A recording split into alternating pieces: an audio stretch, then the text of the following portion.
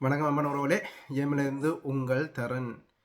இப்போ எங்களோட தேசத்திலையும் சீமானம் பற்றி பல சர்ச்சைகள் போய் கொண்டிருக்கு. நீங்களும் எதிர்பார்த்து கொண்டிருப்பீங்களே என்ன தரன்ட்டு இருந்து ஒன்றும் விரையிலியான்ட்டு. ஆனால் கதர் என்ன சொன்னார், வெயிட் பண்ணுங்க, இவர் ஒன்றும் கனவேர் வெறிவினம். அவர்கள் வந்த பிறகு அதை பற்றி கதையும் கொண்டு சொல்லியிருந்தா என்னால் இருக்கவே முடியலை, என்னால் வெயிட் பண்ணவே முடியலை. என்னால் கதர் என்ன பொறுமாக சொன்னால் எல்லா பெருச்சாளிகளும் வெளியில் விரட்டுமன்னு சொல்லியிருந்தார். அப்படி பல பேர் இப்போ கதைச்சிருக்கணும். அதில் நாங்கள் விதைச்ச விதைகள், நாங்கள் கதிரண்ண 11 வருஷமாகவும் எந்த இதில் 6 வருஷமாகவும் நாங்கள் கதைச்ச விடயங்கள், அதில் எங்களுக்கு 11 வருஷம் எடுத்திருக்கு. தேசிய அந்த படம் சீமான் என்ற அடுத்த படம் போலியன்று பொதுமக்கள் மத்தியில் பேசுபொருள் ஆடுறதுக்கு எங்களுக்கு 11 வருஷ பரப்புரை எடுத்திருக்குது. இந்த ஊடகத்தில் 6 வருஷ பரப்புரை. எப்படின்றைக்க இந்த இது பொய்கள் உடையும், உண்மையில் வெற்றி பெறும், பொய்கள் உடையும் என்றதுக்கான ஒரு அத்தாட்சி தான் இந்த இது. அதுக்கு பின்னால் எங்களுக்கு பின்னால் மாவீர சக்திகள் இருக்குது. என்னோட நேரடியாக கதிரண்ணா லைனில் நிற்கிறார். வணக்கம் கதிரண்ணா. வணக்கம், நல்லா இருக்கிறீங்களா? நலமா இருக்கிறேன். நீங்கள் எப்படி இருக்கிறீங்க? நாங்களும் இருக்கிறோம், நேர்களும் நல்லா இருக்கிறோம். நீங்கள் பொறுமையா இருக்கணும், பொறுமையா இருக்கும். ஒரு காலம் இப்போதைக்கு போனவன் நான் சொல்றேன், அது என்னால பொறுமையா இருக்க முடியல. இன்றைக்கு தான் அதுதான் நாங்கள் மிக பெரும் அன்னையோட நேசிக்கிறார்கள் மாவீரர் லட்சியத்தை தூக்கணும் என்றால் எந்தெந்த டைம்ல நீங்கள் அமைதியா இருக்கணும். முதல்ல உங்களோட பொறுமைக்கு நான் நன்றி. என்னுடைய சொல்ல கேட்டு நீங்கள் ஒரு அமைதியாக இருந்ததற்கு. ஏனென்றால் இது எங்களினுடைய தேசிய தலைவருடைய உங்களோட மாவீரர்களுடைய ஒரு முடிகிற விடயம் அல்ல. இது அடுத்தடுத்த தலைமுறை பிள்ளைகளுக்கு நடக்கப்படுகின்ற அடக்குமுறைகளைத்தான் நாங்கள் பேச வேண்டிய நேரம் இது. அப்ப அது நாங்கள் ஒரு தெளிவான பார்வைக்காகத்தான் நான் உங்களுக்கு சொல்லியிருப்பேன். வேண்டாம், அப்படி அமைதியாக இருங்கள், நாங்கள் பிறகு இதை பற்றி பேசிக்கொள்வோம் என்று. இவர்களை பற்றி எங்களுக்கு தெரிஞ்சபடியான இவர்கள் யாருன்னு தெரிஞ்சபடியால் இவர் கதைக்கும் போதெல்லாம், இந்த போலிகள் கதைக்கும் போதெல்லாம் எங்கேயோ ரத்தம் கொதிக்கிற மாதிரி இருக்கும். இந்த கோபம் அப்படி வரும். ரெண்டாலும் நீங்கள் சொன்னபடியே பொறுமையாக நாங்கள் பொறுமையாக காத்தோம். பழைய வீடியோக்கள் நாங்கள் ஏற்கனவே போட்ட வீடியோக்களை போட்டுட்டு கடந்து போயிருந்தோம். இது என்னென்றால் இது வடிவான ஒரு விடயத்தை விளங்கிக் கொள்ளணும். என்றால் ஒரு கிராமத்துல இருக்கிறது ஒரு இறைச்சி கடை தான். ஆனால் என்ன சொல்லினோம் என்று சொன்னால், எல்லாருக்கும் தெரிஞ்சது என்னென்றால் இது இந்த கிராமத்துல இருக்கிற இந்த கடை இறைச்சி கடை மட்டும்தான், அங்க இறைச்சி மட்டும்தான் வாங்கலாம் என்று. ஆனா இந்த குறிப்பிட்ட பேர் என்ன சொல்லினோம் என்றால், இல்ல நாங்கள் போய் அங்க இறைச்சி கடை இல்ல, நாங்க போய் மீன் வாங்கி கொண்டு வரோம் சொல்லினோம். இன்னும் ஒரு கொஞ்சம் பேர் இருந்தது சொல்லினோம், இல்ல அது மீன் கடை, நாங்க போய் அங்க இறைச்சியை வாங்கி கொண்டு வந்தோம்னு சொல்லினோம். இதுதான் இன்னைக்கு நடக்கிற இந்த ஒரு அநாகரிகமான செயலும் அறிவார்ந்த செயலும் அறிவார்ந்த சமூகமாக நாங்கள் பார்க்கணும். சரி, நாங்கள் விடயத்துக்குள்ள வருவோம். சரி, இவர்கள் எல்லாம் ஏன் இறக்கப்படுகின்றார்கள்? இதற்கு பின்னால் என்ன இருக்கிறது, என்ன தேவை இருக்கிறது? நாங்கள் இதை பற்றி நாங்கள் தொடர்ச்சியாக உரையாடி கொண்டு இருக்கிறோம். நான் இன்றைக்கு மக்களோடு இந்த கருத்தை இவர்கள் படங்கள் பார்ப்பதற்காக நேரங்கள் ஒதுக்கினோம், அல்லது இணையதளங்களுக்காக நேரம் ஒதுக்கினோம். இது உங்களுடைய அடுத்த தலைமுறைக்கான நேரங்களாக ஒதுக்கி கொண்டு இவர்கள் இந்த காணொலிகளை நிச்சயமாக ஒரு தமிழரும் கேட்டு உங்களுடைய என்ன நடக்க போகிறது என்பதையும் இவர் புரிந்து கொள்ள வேண்டும். அப்ப எங்களுக்கு ஒரு தேடல் எப்படி என்றால், இந்த சிறைகள்ல இருந்து வந்த பிறகு இந்த போராட்டத்தினுடைய ஒரு எதிர்பார்ப்பு எங்களுக்கு தேசிய தலைவர் எப்படி இந்த இறுதி தருணம் என்பதற்குரிய விடயங்களை கொண்டு போகும் முன்பே தேசிய தலைவர் அவர்களுக்கு ஒரு எதிர்பார்ப்பு இருந்தது. இந்த களமுனையோடு, இந்த முள்ளி வாய்க்கால் களமுனையோடு விடுதலை புலிகள் ஆகுதியாகின்ற போது அது உலக தேசத்தின் அரங்குகளூடாக ஈழத்தமிழர்களுக்கு ஏதோ ஒரு வகையில் ஒரு சுயநிர்ணய உரிமைக்குள் கொண்டு தள்ளுவார்கள் என்கின்ற ஒரு விடயம் இருந்தது. இது ஒரு பெரும் நம்பிக்கையோடு தான் இந்த இராணுவ நடவடிக்கையாக இருந்தாலும் சரி, இந்த விடுதலை புலிகளுடைய மிக பெரும் ஆழ்மை மீத்த எங்களுடைய மேதகு இராணுவ தந்தை அவர்களுடைய நகரும் இருந்தது. அப்ப இது எங்கே தோற்கடிக்கப்பட்டிருக்கிறது என்பது, சிறையில் இருந்து எப்படியாவது வாதாடி வெளியில் வந்த நாங்கள் இதை தொடர வேண்டிய ஒரு தேவை எனக்கு இருந்தது. ஏனென்றால் இந்த தேசிய தலைவர் அவர்கள் மிக தெளிவாக கூட்டிய விடயங்களும் நான் பார்க்கின்ற போது ஒரு வெறும் உலகமாகவே அது இருந்தது. அதை சகிக்க முடியாது அந்த நிமிடம், நான் வெளியில் வந்த நிமிடங்கள். அதுக்கு பிறகு எனக்குள் இருந்து நாங்கள் எங்கே தோற்கடிக்கப்பட்டிருக்கின்றோம், எங்கே தோற்க போகின்றோம் என்று பார்க்கின்ற போதுதான் எனக்கு தெளிவாக விளங்கியது. எப்படி என்றால், இது 3 தலைமுறைகளுக்கு நாங்கள் எங்களுடைய தேசியத்தை கட்டமைக்க முடியாது. அப்ப அந்த கட்டமைப்பை முடியாது என்று நாங்கள் திரும்பி பார்த்த போதுதான் எங்களுக்குள் இருந்த நல்லவர்களாக, எங்களுக்குள் நல்ல விடயங்களை செய்தவர்களாக ஒரு திட்டங்களை வகுக்கின்றார்கள். விடுதலை புலிகளை எப்படி இந்த மண்ணோடு ஆகுதியாகினார்களோ அந்த இராணுவ தந்தையினுடைய கட்டுப்பாடுகளும், விடுதலை புலிகள் ஒரு ஈழத்தமிழர்களுடைய தேசிய இராணுவத்தை ஒழிக்க வேண்டும் என்கின்ற விடயங்களுக்குள் அவர்கள் மிக உன்னிப்பாக இருந்தார்களோ அந்த இடத்தில் ஒரு முற்றுப்புள்ளி வைக்கின்றார்கள். அப்படி என்றால் ஈழத்தமிழர்கள் இனி இந்த போராட்ட சிந்தனையும் இருக்கக்கூடாது, இது அடுத்த தலைமுறைக்கு அது வளர்ந்து விடக்கூடாது என்பதற்காக இங்கே ஒரு விடயத்தை வைக்கின்றார்கள். அதுதான் இந்த சீமான் தேசிய தலைவர் நிழல் படம், தமிழ்நாட்டில் தேசியம் என்றெல்லாம் கொண்டு வருகின்றார்கள். அப்ப அந்த இடத்தில் தான் நான் மிக அண்ணா சொல்லி தந்தது போல் மிக நுண்ணியமான முறையில் ஆய்வு செய்கின்ற போது இந்த இந்தியா எங்களுக்கு எப்பவும் ஒரு தீர்வினை வைக்க மாட்டுது. ஏன்னு சொன்னால் அது ஒரு மொழிவழி மாநிலங்களாக பிரிக்கப்பட்ட ஒரு ஒன்றியம். அப்ப அயல் நாடு நாங்கள் தமிழர்கள் ஈழத்தை பெற்றுக்கொண்டு போவதும் ஒரு சுய நிர்ணய உரிமையை பெற்றுக்கொண்டு போவதற்கும் இந்த இந்தியா இது விடாது, எப்பவும் எமக்கு அது தடையாகவே இருக்கும். ஏனென்றால் அயல் நாடு இருக்கின்ற ஈழத்தமிழர்கள் போராடி உயிர்களை கொடுத்தவர்கள் ஐக்கிய நாடுகள் சபைகள் ஊடாகவே சுய நிர்ணய உரிமையை பெறுவார்கள் என்ற ஒரு வல்லமை புலத்தில் இருந்தது. ஏனென்றால் அவ்வளவு மக்களும் மிக தெளிவார்ந்தவர்களாக, மிக ஒரு ஆழ்மை உள்ளவர்களாக அந்த மக்கள் புலத்தில் இருந்தவர்கள். அப்ப இந்த புலத்தில் இருந்த மக்களை எப்படி முள்ளிவாய்க்காலில் ஒரு இராணுவத்தை தோற்கடித்தது போல் இங்கே தோற்கடிக்க வேண்டிய ஒரு தேவை இந்தியாவுக்கும் இலங்கை அரசாங்கத்திற்கும், இந்த உலக அரசாங்கத்தோடு இந்திய அரசாங்கம் அதே போன்று இலங்கை அரசாங்கத்தோடு இணைந்து நின்ற போரை நடத்தி முடித்த அத்தனை நாடுகளினுடைய ஏஜென்ட்டுக்கும் ஒரு தேவை இருக்கிறது. அப்ப இந்த தேவையின் நிமித்தமாக உடைக்க வேண்டும் என்பதுதான் இந்த சீமானை கொண்டு நிறுத்திட்டு எங்களுடைய அமைப்புகள், புத்திஜீவிகள், எங்களுடைய போராளிகள், மிக ஆழ்மையான இருந்த போராளிகள், அவர்கள் எல்லோரையும் இதுக்குள் இறக்கி விடுகின்றார்கள். இறக்கி விட்ட பிறகு என்ன நடக்குது என்று சொன்னால் எங்களுடைய போராட்டம் சுருக்கப்படுகிறது. ஒரு அடுத்த தலைமுறை பிள்ளைகள் இதை எடுத்துக்கொண்டு போவதற்கு இங்கே தயாராக இல்லை. அடுத்த எங்களுடைய ஒவ்வொரு அமைப்புகளும் எடுத்துக்கொண்டு போவதற்கும் தயாராக இல்லை. இந்த 15 வருடம் முடிந்து விட்டது. இதை கிளீன் ஸ்ரீலங்கா உருவாக்கி விட்டது. அப்ப இவர்களுக்கு அன்று வைக்கப்பட்ட முற்றுப்புள்ளி சீமான் அவர்களால் தேசியம் என்கின்ற ஒரு உடைமைப்பாட்டில் தேசிய தலைவரின் படங்களை வைக்கின்றார்கள். அப்ப ஒரு படத்தை மட்டும் பார்த்து விட்டு அந்த வலிகளோடு இருக்கின்ற அவர்கள் படம் வைத்ததால் எங்களுடைய அண்ணா சீமான் அண்ணா, எங்களுடைய தலைவர் சீமான் அண்ணா நினைக்கின்றார்கள்.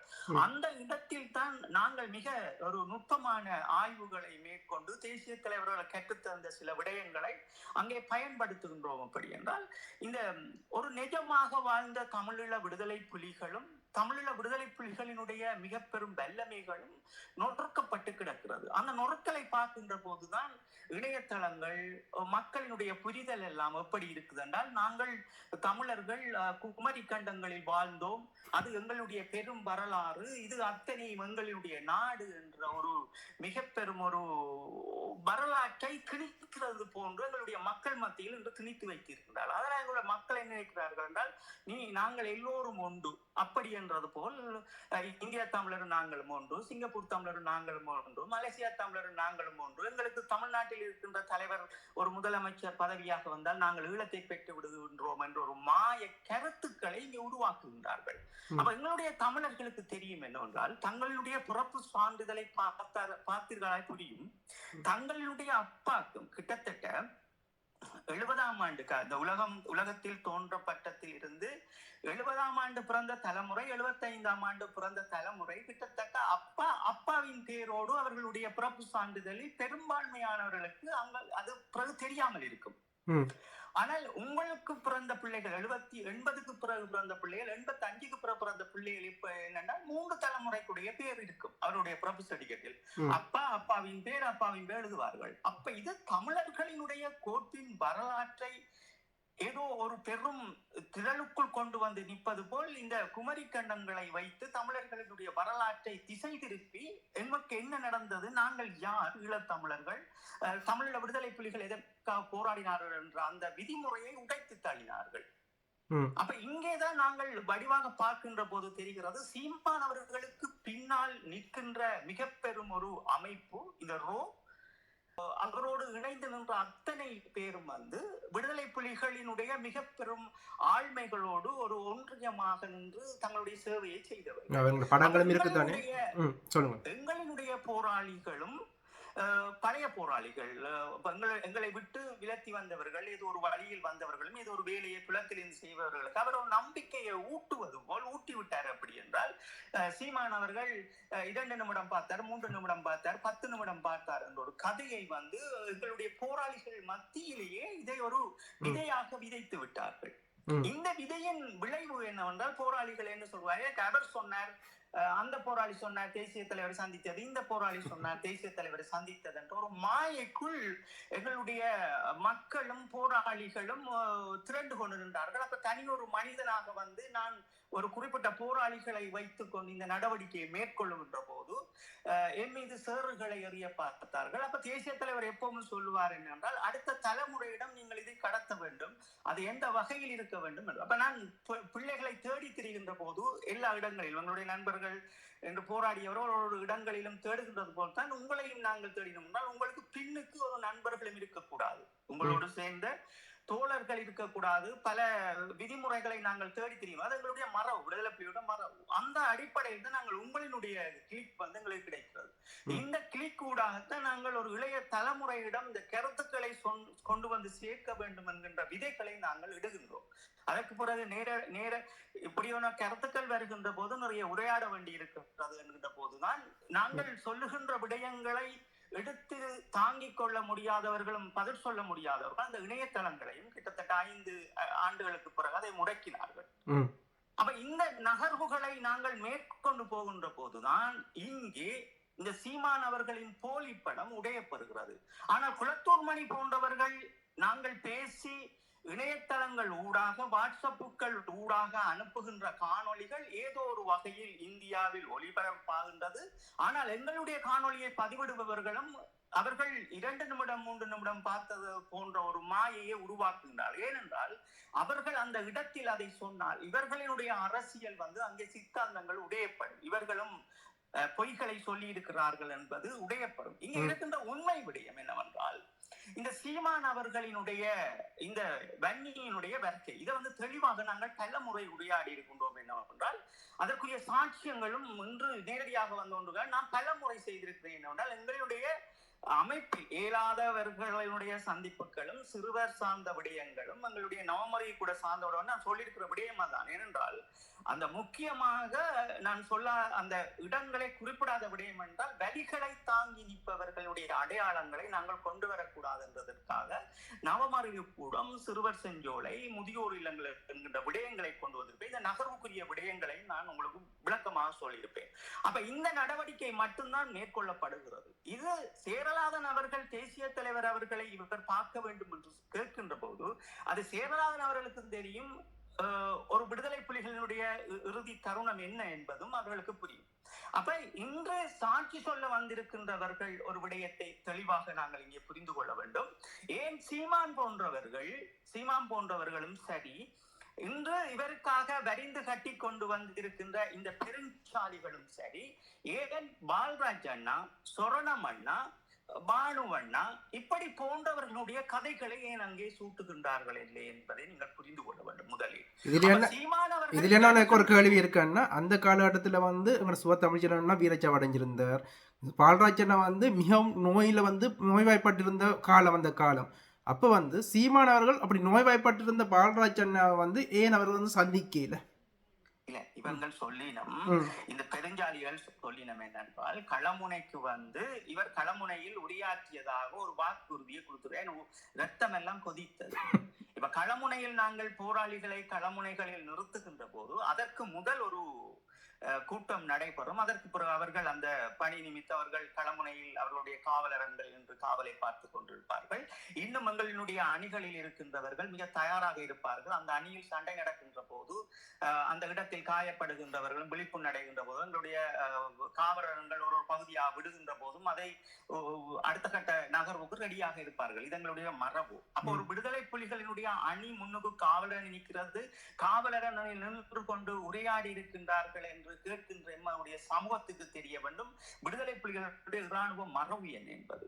அப்ப இந்த இடத்தில் இது யாரால் இது நகர்த்தப்படுது என்றால் ரோவுக்கு விடுதலை புலிகளுடைய தந்திரவாயங்களும் அவர்களுடைய அந்த விடுதலை புலிகளுடைய யுத்திகளும் அவருக்கு தெரியாது. இவர்களை காய் நகர்த்துகின்றார்கள், அவ்வளவுதான். இவருக்கு பாலாவுக்கு எல்லாம் போன்றவர்களுக்கு, சங்கீதம் போன்றவர்களுக்கு எல்லாம் இந்த விடுதலை புலிகளினுடைய இராணுவ கட்டமைப்பு என்ன ஒழுக்கம் தெரியல. சரி, நாங்கள் விடயத்துக்கு வருகின்றோம். அப்ப 2 மாத கால பகுதியில் பால்ராஜ் அண்ணா அவர்கள் மிக ஒரு இயலாத நிலையில் இருக்கின்ற போது சீமான் அவர்கள் வந்தவர் பால்ராஜ் அண்ணா அவர்களை பார்த்திருப்பார்கள், படங்கள் எடுத்திருப்பார்கள், அதை பற்றி பேசியிருப்பார்கள். அதே போன்று சொர்ணம் அண்ணா அவர்களை சந்திப்பார்கள், பண்ணிப்பார்கள். இங்கே இன்னொரு இடத்தில் சங்கீதன் அவர்கள் வைக்கின்ற மிக பெரும் பொய்யும் பிறளியும் என்னவென்றால் இவர் பொட்டம்மான் அவர்களை சந்தித்தார் என்று சொன்னார். பொட்டம்மான் அவர்களை சந்திக்கும் விடுதலை புலிகளில் மிக ஒரு இறுக்கமான விடயத்தை உங்களுக்கு இந்த இடத்தில் கொண்டு வரும். விடுதலை புலிகளினுடைய இதெல்லாம் சொல்லக்கூடாது, ஆனா இருந்தாலும் மக்களும் இளையோர்களும் தெளிவுபட வேண்டும். இதற்கு பின் நான் சொல்லுகின்ற விடயத்துக்காக என்பதற்காக நான் அதை சொல்ல போகின்றோம். அப்ப விடுதலை புலிகள் பால்ராஜ் அண்ணா அவர்கள் 11ஆம் மாதம் எங்களுடைய தமிழ் செல்வண்ணா அவர்களின் மரணத்திற்கு பிறகு பால்ராஜ் அண்ணா சொர்ணம் அண்ணா எல்லாருமா சேர்ந்து, பானு அண்ணா, பொட்டம்மான் எல்லாருமா சேர்ந்து, எங்களுடைய சூசை அண்ணா எல்லாருமா சேர்ந்து ஒரு நகர்வு மேற்கொள்றதுக்காக ஒரு ஒன்று கூடல் நடக்கிறது. அந்த ஒன்று கூடல் பால்ராஜ் அண்ணா ஊடாக நடைபெறுகிறது. அப்ப இதில் இருந்து எப்படி எங்களுடைய அண்ணாவை நாங்கள் பாதுகாக்க போறோம் என்ற ஒரு ஒன்று கூடல் 3 தரம் நடைபெறுகிறது. அந்த 3 தரம் நடைபெறுகின்ற ஒன்று கூடலில் தேசிய தலைவருடைய பாதுகாப்பு எப்படி இருக்க வேண்டும் என்பதுதான் அந்த ஒன்று கூடல் எங்களுக்கு. அந்த ஒன்று கூடலில் மிக தெளிவாக பால்ராஜ் அண்ணா எங்களுக்கு சொன்னபடியே உங்களை துளைச்சு போட்டுருவார் என்று அந்த அவரோட வார்த்தை அதுதான். மிக இறுக்கமா அந்த கூட்டம் முடிஞ்சு நாங்கள் இது பண்ணக்குள்ள துளைச்சு போட்டுருவார், அவர் அப்படித்தான் சொல்லுவார், துளைச்சு போட்டுருவார் என்று சொல்லுவார். எந்த போராளிகளும் அதை மறக்க மாட்டேங்க. பால்ராஜ் அண்ணாவோட நின்ற போராளிகள் ஏன் பால்ராஜ் அண்ணாவை சீமான் தொடல் என்றதை நீங்க யோசிப்பாங்க. தொட்டிருந்தாங்கன்னு சொன்னா இவருக்கு ஆமக்கறி வீட்டிலேயே சமைச்சு கொடுத்துருப்பாங்க வீட்டை போய் இந்தியாவில். இப்ப ஊர்ல அப்படி விஷத்தோட இருக்கிறாங்க படியங்கள். என்ன மட்டும் கதைக்க சொல்லிப்பட்டு பேசாத என்னுடைய குரலும் அவர்களுக்கு இப்படி என்ன போன்றோ அந்த கதைக்கின்ற ஆற்றலும் அவர்களுக்கு கொஞ்சம் குறைவாக இருக்கிறதால் கதிரண்ணா மட்டும் பேசட்டும் என்று அமைதியா இருக்கிறாங்க. பால்ராஜ் அண்ணாவெல்லாம் தொற்றிருந்தால், சொர்ணம் அண்ணாவெல்லாம் தொற்றிருந்தால் அவருக்கு வீட்டே அவருக்கு சமைச்சு வடிவான விருந்து வச்சிருப்பாங்க இந்தியா போய். விளங்குதானே உங்களுக்கு? அப்ப எங்களுக்கு பால்ராஜ் அண்ணா மிக இறுக்கமாக இந்த நடவடிக்கை என்ன நடக்கிறது. அப்ப அந்த நடவடிக்கைக்கு நாங்கள் ஒரு பேர் சூட்டுகின்றோம். அங்கே கண்ணி அந்த நடவடிக்கை அன்னை இந்த உடைய பாதுகாப்புக்குரிய பெயரும் சூட்டப்படுகிறது. இதற்கான நடவடிக்கை மேற்கொள்ளப்படுகிறது. அங்கே கனி என்ற ஒரு நடவடிக்கையை நாங்க மேற்கொள்கின்றோம். இறுதியாக அன்னை இந்த பொடி எடுக்கின்ற அந்த நிமிடம் கூட நீங்க பார்த்தா தெரியும், அன்னைக்கு ஒரு துள்ளி பீஸ் பட்டிருக்காது. விளங்குதானே உங்களுக்கு?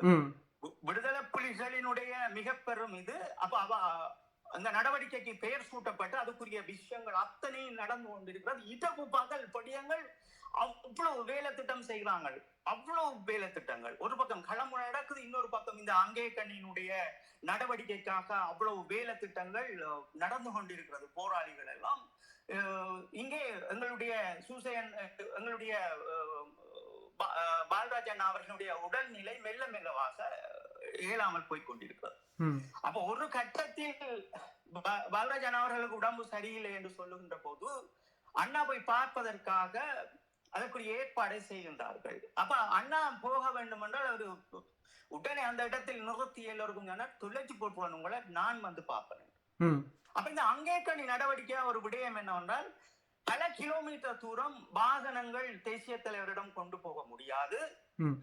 பல இடங்களில் இருக்கின்றவர்களும் அந்த இடத்தில் நடமாட்டங்களையும் வைக்கக்கூடாது. அப்ப இதற்காக ஒரு மிக நுட்பமான முறையில் அந்த பேர் சூட்டப்பட்ட விடயத்தினுடைய நடவடிக்கை கூடாக அவர் சொல்லுகின்றார், எனக்கு ஏலாட்டி நான் பார்ப்பேன், நான் வாருங்க என்று சொல்லிட்டு எங்களுக்கு கிட்டத்தட்ட 6 கிலோமீட்டர் 5 கிலோமீட்டர்ல இருந்து 6 கிலோமீட்டருக்குள்ளதான் அந்த ஒரு இருப்பிடத்தை ஒழுங்கு பண்ணியிருந்தோம் நாங்கள். எங்களினுடைய அந்த பாயிண்ட்ல இருந்துட்டு அவர் மோட்டார் பைக்கில் கொண்டு போகவும் ஒரு 90 ஒன்று தான் அதுக்கு ஒழுங்கு பண்ணி வச்சிருக்கிறாங்க, பாராக்களை ஏற்றி கொண்டு போறதுக்கு. வாகனம் போக முடியாது.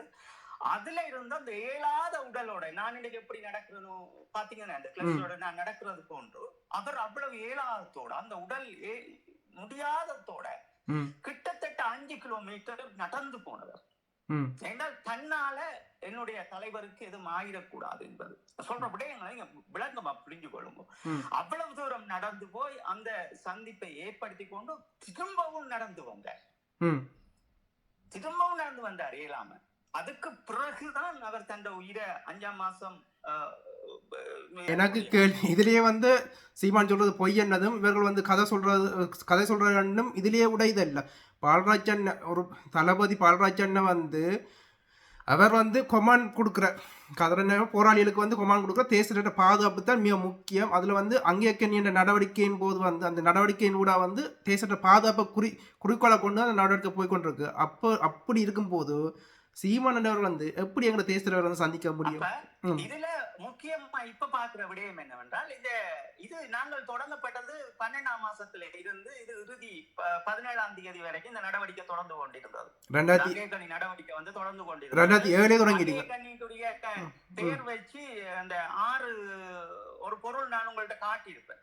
இதுதான் அங்கே கண்ணிய கடைசியா நாங்கள் சூசையண்ணா அவர்களை கொண்டு போறதுக்கும் பொட்டம்மான அவர்களை கொண்டு போறதுக்கும் அன்னையை வந்து இது பண்றதுக்கும் ஏற்பாடு 3 இடங்கள்ல வச்சிருந்தாங்க. அந்த 3 இடங்களும் ஒரே இரவா வந்துட்டு உங்களுக்கு போட்டோவில் நான் அனுப்பி உங்களுக்கு இதுதான் இந்த நடவடிக்கைன்றதும் நான் உங்களுக்கு முதல் சொல்லியிருப்பேன். இந்த சீமாண்ட விடயம் பெறக்குள்ள இதான் என்று.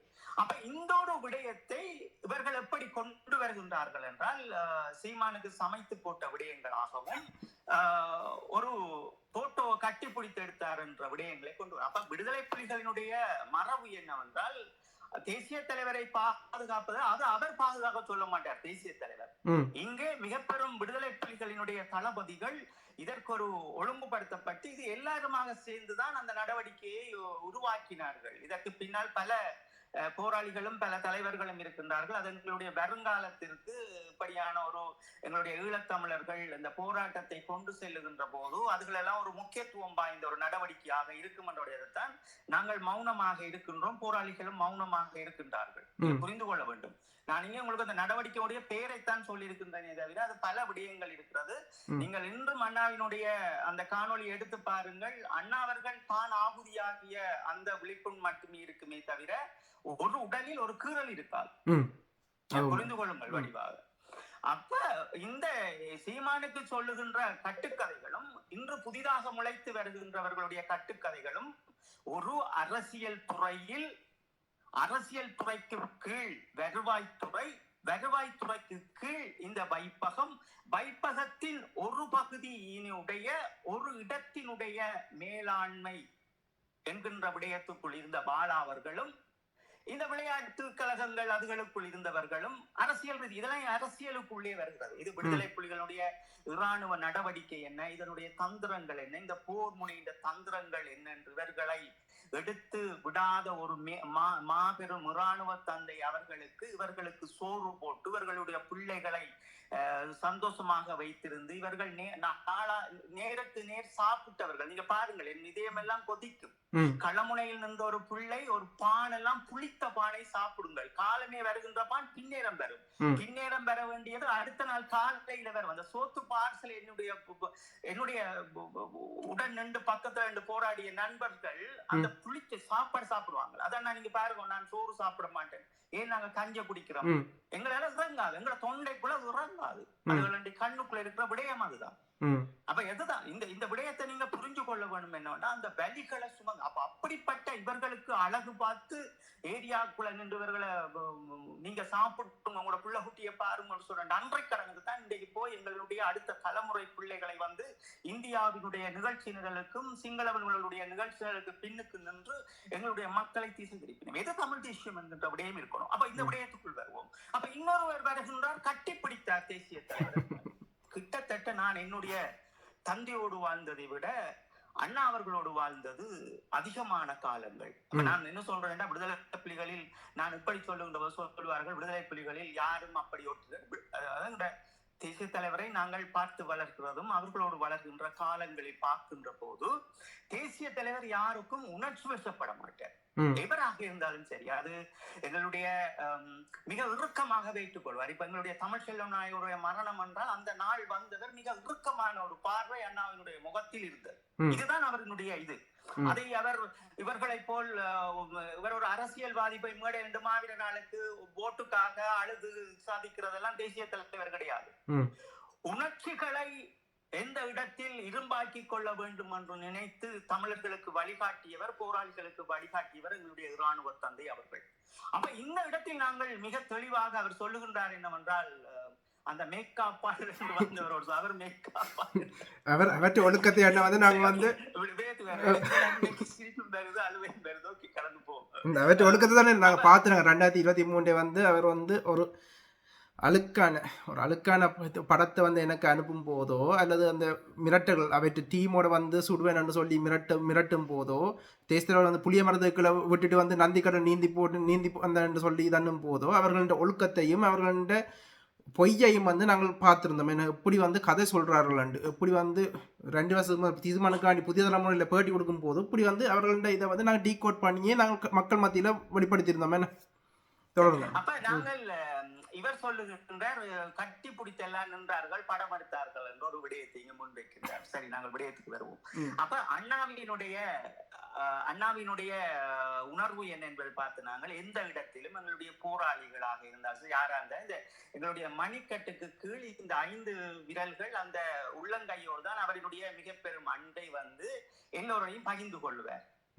ஒரு சந்தோஷங்கள் இருந்தால் ஒரு போராளியினுடைய மணிக்கட்டுக்கு கீழ் அந்த கையை கோர்த்து ஒரு அன்பு சொல்லுவது போன்ற ஒரு அழகான ஒரு நிமிடத்தை நமக்குள் தருவார். அதில் எனக்கு நடந்த விடயம் என்னவென்றால், என்னுடைய இந்த முக சிகிச்சைக்கு பிறகு என்னுடைய முகம் உடைந்து இருந்த பிறகு அதை சகிக்க முடியாமல் இருந்த போதுதான் நாங்கள் இந்த பேச்சுவார்த்தை காலங்களில் ஒரு நேரம் வந்து இந்த முகங்களை சரி செய்தோம். அப்ப இந்த முகத்தை சரி செய்து அண்ணாவிடம் போய் நிற்கின்ற போது அவரினுடைய இது அவ்வளவுதான் இருந்தது. இதை அவர் எனக்கு சொன்னார், போய் அம்மாட்ட காட்டுமென்று சொல்லி. அப்ப அம்மாட்ட போய் காட்டினோடனே அம்மா தான் இதை குதூகலமா என்னுடைய பிள்ளையை நாங்கள் அழகாக பெற்று எடுத்து வளர்த்து இப்படி முகம் எல்லாம் என்னுடைய பிள்ளை சிதைஞ்சு நிற்கிறா என்ற வருத்தத்தோடு தான் அந்த நிமிஷம் அவருடைய உணர்வு என்பது மிகப்பெரிய உணர்வு. அவ்வளவு கத்தி குளறி ஆர்ப்பாட்டம் செய்து அண்ணாவை பற்றி புகழ்ந்து ஒரு கடவுளாக பார்த்து எத்தனையோ வார்த்தைகளாம் சொல்லி இறுதி வரைக்கும் அவருக்கு விசுவாசமா இருக்க வேண்டும் என்று சொல்லி இங்கேயும் அனுப்பி வச்சு தன்னுடைய உயிரையும் அவங்க விட்டுட்டாங்க. அது வேற பிரச்சனை. அவர்கள் அதுதான் உணர்வு. இதை போய் நான் தேசிய தலைவருக்கு இந்த உணர்வை சொல்ல முடியாது. தேசிய தலைவருக்கு தெரியும் இது நடக்குமன். அதனால்தான் அவர் சொன்னவர் போய் அம்மாக்கு முதல் காட்டுமன் சொல்லி முகம் செய்த பிறகு. அப்ப இதெல்லாம் நாங்க புரிஞ்சு கொள்ளணும்னா உணர்வுகளை எந்த இடத்தில் கொடுக்க வேண்டும், அந்த உணர்வுகளை அந்த இடத்தில் அதை இரும்பாக்கி கொண்டு தான் ஒரு வீச்சாக நடந்த ஒரு மாபெரும் இராணுவ தந்தையை இன்று மேற்காப்பாளர்களாக வந்து PA என்று சொல்லுவார்கள், அதிகாரிகள் என்று சொல்லுவார்கள். தமிழீழ விடுதலை புலிகளில் நாங்கள் தமிழ் சொல் இருக்க வேண்டும் என்பதற்காகவே அதிகாரிகள் பயிற்சி கல்லூரி வைத்திருந்தமே தவிர நாங்கள் எங்களுடைய நண்பர்களையும் போராளிகளையும் தளபதிகளையும் நாங்கள் அதிகாரிகள் என்று அரசாங்கம் சொல்லிக் கொடுக்கின்ற வார்த்தைகளுக்கும் இந்திய ரோ சொல்லிக் கொடுக்கின்ற வார்த்தைகளையும் நாங்கள் தமிழீழ விடுதலை புலிகளில் பாவித்தவர்கள் அல்ல. PA என்ற வார்த்தையும் இந்த அதிகாரிகள் என்ற வார்த்தையும் நாங்கள் சொல்லிக் கொடுத்தவர்கள் அல்ல.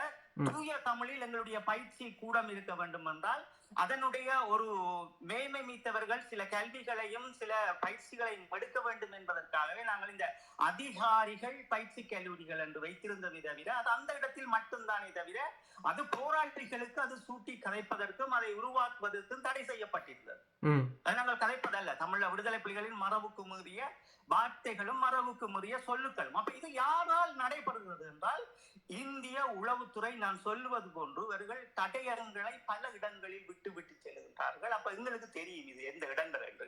அப்ப இதுதான் உண்மை. அப்ப நீங்க யோசிச்சு பாருங்க, சீமான் அவர்களுக்கு வந்து சாப்பிட்டு இருப்பார். இவர் சொன்ன மாதிரி எந்த இடத்தில் இவர் வாகனத்தில் கொண்டு வந்து இன்றைக்கு நீங்கள் பாருங்க, ஒரு தமிழீழ விடுதலை புலிகளுடைய அரசியல் துறப்ப தமிழ் செல்வன் அவர்களை மறந்து பிறகு அந்த தமிழீழ விடுதலை புலிகளுடைய மிக பெரும் நகர்வு வந்து வச்சிருந்தவர் எங்களுடைய அண்ணா அவர்கள். உங்களுக்கு அப்ப அவர்களை இங்கே கொண்டு வந்து இவர் தான் கொண்டு போனார் என்று இவர்கள் நிறுத்துகின்றார். அவர்கள் பல வேலை திட்டங்கள் இருந்தது. ஆனா இந்த படம் என்பது என்னவென்றால் இது ஒரு மிக பெரும் தாக்குதலோடு உயிர்களை தந்த மாவீரர்களுக்கு கொடுக்க வேண்டிய கௌரவம். அந்த கௌரவத்துக்காகத்தான் அன்று நடேசன் அண்ணா போன்றவர்கள் எல்லோரும் அந்த இடத்தில் நின்று அந்த படத்திற்குரிய மரியாதைக்காக அந்த தகமை நிமித்தம் வந்து நின்றார்கள். அதே போன்றுதான் பாலா அவர்களும் தமிழீழ வைப்பகம் அதற்கு அனுசரணை வழங்கியதாலேயே அவர்களும் அங்கே வரப்பட்டார்கள் என்பதுதான் உண்மையான விடயங்களை தவிர வேறு ஒன்றும் அல்ல. இதற்குள் நான் சொல்லுகின்ற போது நான் சொன்ன இடங்களில் இன்று வந்து பேசுகின்றவர்கள் முதியோர் இல்லங்கள் என்பவர்களும் என்னுடைய போராளிகளினுடைய இயலாத இடங்களில் இருந்து வந்தவர்களுடைய அந்த உறுதிப்படுத்தல் எல்லாம் நான் உங்களுக்கு ஏற்கனவே 11 வருஷத்துக்கு முறை ஜெயில இருந்து வந்த பிறகு போட்டும் நீங்களும் அதை வெளியிட்டுட்டீர்கள். அது வேறொரு விடயம். அப்ப இன்று அதை வந்து எல்லாம் ஒரு உறுதிப்படுத்துகின்றவர்கள். இவர்கள் அங்கே போய் வந்த இடத்துல சீமான் சொல்லியிருக்கலாம், நான் வந்தது சேரா விட்ட இவர்கள் சொன்னால் சேரா அதற்கு இருந்திருக்க வேண்டும். இவர் அதாவது எங்களுடைய மண்ணில் இருந்து இதுக்கு வந்த பிறகு இந்தியாவுக்கு வந்த பிறகு இது ஒரு நடவடிக்கையாகவே அதற்கு பின் நகர்த்தப்படுகின்ற காய்களுக்குள் பலர் இருக்கின்றார்கள். அப்ப இதெல்லாம் என்ன தேவை இருக்கிறது? சரி, இவர்கள் எல்லாம் ஏன் என்ன தேவை இருக்கிறது? இப்ப தமிழர்களுக்கு ஒரு விடயம் இருக்க போகிறது, எல்லோருக்கும் ஒரு கேள்வி இருக்க போகிறது. கதிராகியவர்கள் தரனாகியவர்கள் சரி என்னதான் சொல்ல வருகிறீர்கள், நீங்க என்னதான் செய்ய போகிறீர்கள், எது தமிழ் தேசியம் என்று சொல்லுகின்றன? உங்களுக்கு ஒரு விடயத்தை சொல்லணும் என்னவென்றால் இன்று நாங்கள் சொல்லுகின்ற விடயங்கள் அத்தனையும் கடந்து சென்ற நீங்கள் உங்களுக்கு மிக தெளிவாக இறுக்கமாக ஒரு விடயத்தை சொல்லுகின்றோம் என்றால் இந்த பெருஞ்சாலிகள் நினைப்பது போன்று ஈழத்தமிழர்களினுடைய தியாகங்கள் அனைத்தும் இந்த பெருஞ்சாலிகளாகவே துடைக்கப்பட்டதே இருக்கிறது. இன்று எங்களுக்கு இருக்கின்ற மிக பெரும் ஒரு தலைமை இல்லாத ஒரு இனம், அரசியல் வல்லமை இல்லாத ஒரு இனம் இன்று எல்லோரிடமும் அழிக்கப்பட்டு கிடக்கின்றது. இந்த அழித்தலின் ஊடாகத்தான் நாங்கள் பார்க்க வேண்டிய தேவை இருக்கிறது என்னவென்றால் ஐக்கிய நாடுகள் சபை. இந்த ஐக்கிய நாடுகள் சபையினுடைய மிக பெரும் ஆழ்மையோடும் புலம்பெயர்ந்த தேசத்தில் இருக்கின்ற மக்களினுடைய செயல்பாட்டின் அடிப்படையிலும் தான் நாங்கள் வடக்கு கிழக்கில் இருக்கின்ற மக்களுக்குரிய பாதுகாப்பை நிறுவுவதற்கு சில வேலை திட்டங்கள் இருக்கிறது. அப்ப நாங்கள் அதுதான் சொல்லுகின்றோம் என்னவென்றால் நேரங்களையும் காலங்களையும் சீமானோடு கடத்தி இருக்காமல் இப்படியான விடயங்களுக்குள் வந்து ஒரு ஊடக சந்திப்பை நடத்துகின்ற இந்த பெருஞ்சாலிகள் அன்றைய காலங்களில் எங்களுடைய சகோதரர் எழிலண்ணா அவர்களை பறிகொடுத்தவர்கள் குடும்பங்கள் சகிதம் வந்து போராடுகின்ற போது இப்படியான கலந்துரையாடல்களை நடத்தி அவர்கள் இந்த போர்க்குற்றத்தை எப்படி நாங்கள் இறுக்கமாக ஐக்கிய நாடுகள் சபையிலுக்கு கொண்டு வந்து சிங்களத்தை தோற்கடிக்க வேண்டும், இந்தியாவை தோற்கடிக்க வேண்டும் என்று நினைக்காத இந்த பெருஞ்சாலிகள் சீமானினுடைய அரசியலுக்கு பின்னால் இருக்கின்ற தந்திரத்தை இவர்கள் மறந்து நிற்கின்றார்கள் என்பது, மறைத்து நிற்கின்றார்கள் என்பதெல்லாம் அல்ல. இவர்களுக்கு தெரிந்து தமிழர்களினுடைய அடுத்த கட்ட நகர்வை இவர்கள் தடுத்து நிறுத்துகின்றார்கள். இதற்குள் சிக்கப்படுகின்றவர்கள் மிக தெளிவாக சிந்தித்து பாருங்கள். எங்களினுடைய மக்களுக்கு இன்று இருக்கின்ற பாதுகாப்பே புலம்பெயர் தேசத்தில் இருக்கின்ற மக்கள் தான். அப்ப நாங்கள் தமிழ்நாட்டில் போய் நின்று ஒரு தேசத்தை தமிழ்நாட்டில் அடைய வேண்டும் என்று இருந்தால் நீங்கள் அந்த குடிமகனாக இருக்க வேண்டும். எங்களுடைய குடியுரிமை இலங்கையில் வடக்கு கிழக்கு, அவர்களினுடைய குடியுரிமை இந்தியாவில் தமிழ்நாடு. அப்ப நாங்கள் புரிந்து கொள்ள வேண்டும், உலகத்தில் இருக்கின்ற எந்த யாப்பின் அடிப்படையிலும் நாங்கள் ஒரு தீர்வினை பெற்றுவிட முடியாது. அது ஐக்கிய நாடுகள் சபைகளில் ஈழத்தமிழர்களாகிய நாம் தனித்துவமாக நின்று கொண்டு ஒரு பேர் அண்டை இந்தியாவில் இருக்கின்ற மக்களும் அவர்களுடைய அழுத்தங்களாலும் ஐக்கிய நாடுகள் சபைகள் ஊடாகவே நாங்கள் பெற்றுவிட முடியுமே நீதியை தவிர இதற்கு போய் சிக்கப்பட்டு கொண்டு நீங்கள் அழிந்து விடாதீர்கள். நீங்கள் இங்கே இருக்கின்ற விடயத்தை தெளிவாக புரிந்து கொள்ள வேண்டும். இன்று எங்களுடைய மக்களுக்கு பெரும் துணையும் பக்கபலமாகவும் பாதுகாப்பாகவும் இருக்கின்ற விடயம் ஐக்கிய நாடுகள் சபை. அப்ப இந்த ஐக்கிய நாடு சபைகளை நாங்கள் பலப்படுத்த வேண்டும் என்றால் நாங்கள் குலத்தில் இருக்கின்ற ஒவ்வொரு அடுத்த தலைமுறை பிள்ளைகளும் எங்களினுடைய கண்ணுக்கு தெரிகின்ற இலட்சியம் ஈழத்துக்காக மடிந்தவர்கள் தேசிய தலைவர் அவர்கள் என்பதை மட்டும் நிறுத்தி கொண்டு நாம் நிற்க வேண்டுமே தவிர உங்களை சுற்றி அடித்து குழப்புகின்ற இந்த குமரி கண்டம், அந்த கண்டம், இந்த கண்டம், தமிழ்நாடு எங்களுக்கு நிற்க வேண்டிய தேவை அல்ல. ஏனென்றால் ஒரு பெரும் உயிர் விலையை கொடுத்திருக்கின்றோம். அந்த பெரும் உயிர் விலையை நாங்கள் பெற்ற பிறகு அடுத்த வரலாற்றை நாங்கள் தேடிக்கொண்டு போக முடியும். தமிழ்நாடு ஒரு மொழிவழி மாநிலமாக அவர்களுக்கான அரசியல் யாப்பின் அதிகாரத்தோடு உலக அரங்கில் அவர்கள் பலம் பெறுகின்றார்கள். ஆனால் நாங்கள் ஒரு அனாதைகளாக இன்று வாழ்ந்து கொண்டிருக்கும் நாங்கள் இந்த ஐக்கிய நாடு சபைகளையே நாங்கள் ஒரு மிக பெரும் ஆயுதமாக பயன்படுத்த வேண்டிய ஒரு தேவை இருக்கிறது. ஒவ்வொரு ஈழத்தமிழனும் ஐக்கிய நாடே எனக்குரிய, என் மக்களுக்குரிய, எங்களுடைய வடக்கு கிழக்குக்குரிய மிக பெரும் ஒரு ஆயுதமாக திரட்டி நான் எப்போது எடுக்கின்றேனோ அவன்தான் உண்மையான தேசியத்தையும் உண்மையான தேசிய தலைவரையும் அந்த மாவீரர்களின் தியாகங்களை ஏந்தி நிற்பார்கள் என்பதோடு இந்த நிமிடம் இதுவரைக்கும் கேட்டிருக்கின்ற தரனவர்களுக்கும் இந்த புரிதலோடு பயணிக்கின்ற எங்களுடைய போராளிகளுக்கும் இன்று நாங்கள் பேசுகின்ற விடயங்களோடு ஒத்து நிற்கின்ற மிக அறிவார்ந்த சமூகமும் அறிஞர்களுக்கும் மிக பெரும் நன்றிகளை சொல்லிக்கொண்டு உங்கள் கருத்துக்களை ஊடகங்களில் வந்து இன்றாவது பேசுகின்றீர்களே, மீண்டும் தொடர்ச்சியாக உண்மைகளை பேசுங்கள். தமிழீழ விடுதலை புலிகளினுடைய மிக பெரும் கட்டுப்பாடுகளும் ஒழுக்கங்களும் நிறைந்து கிடக்கின்றது. நாங்கள் சொல்லுவதற்காக சிறு ஒரு கடுகு கூட நாங்கள் சொன்னது கிடையாது. எங்களுடைய தேசிய தலைவர் அவர்கள், விடுதலை புலிகள், இராணுவம் என்கின்ற விடயங்கள் எல்லாம் நாங்கள் ஒரு சிறு துள்ளியை வந்து உங்களுக்கு சொல்லிவிட்டு போகின்றோம். இது ஒரு வரலாறு. நாங்கள் எழுதுகின்ற தேசிய தலைவர் அவர்களுடைய அவரினுடைய நாவில் இருந்து பிறக்கப்பட்ட இந்த இலட்சியம் துடைத்தல் வார்த்தையோடு உங்களை வந்து சேரும் அந்த புத்தகங்கள். நாங்கள் உயிர் விடுவதற்கு முன் அதை நாங்கள் வெளியிடுவோம். அதையும் நீங்கள் கற்றுக்கொள்ளுகின்ற போது அது உங்களுக்கு அடுத்த கட்டம் உங்களுடைய போராட்டத்தை என்னுடைய மக்களுக்கு எடுத்துச் செல்வதற்கு மிக பெரும் வலுவாக இருக்கும். இந்த பெருஞ்சாலிகளும் திருந்திக் கொண்டு உங்களுடைய குடும்பங்களுடைய வேலையை பாருங்கள். மிகுதியாக இருக்கின்றவர்கள் இந்த நாடு மக்கள், எங்களுடைய தேசிய தலைவர் அவர்கள் என்று பயணிக்கின்றவர்கள். எங்களினுடைய இந்த ஐக்கிய நாடுகள் சபையே ஒரு ஆயுதமாக திரட்டுவதற்கு எல்லோரும் புத்திசாலித்தனமாக சிந்தியுங்கள் என்று இன்றைய காணொலியை இன்று நான் முடிக்கின்றேன். நன்றி தரன் இந்த வாய்ப்புக்கு உங்களுக்கு. நன்றி அண்ணா, மிக்க நன்றி. பார்த்து கொண்டிருந்த அனைவருக்கும் மிக்க நன்றிகள். மீண்டும் ஒரு காணொலியில சந்திப்போம்.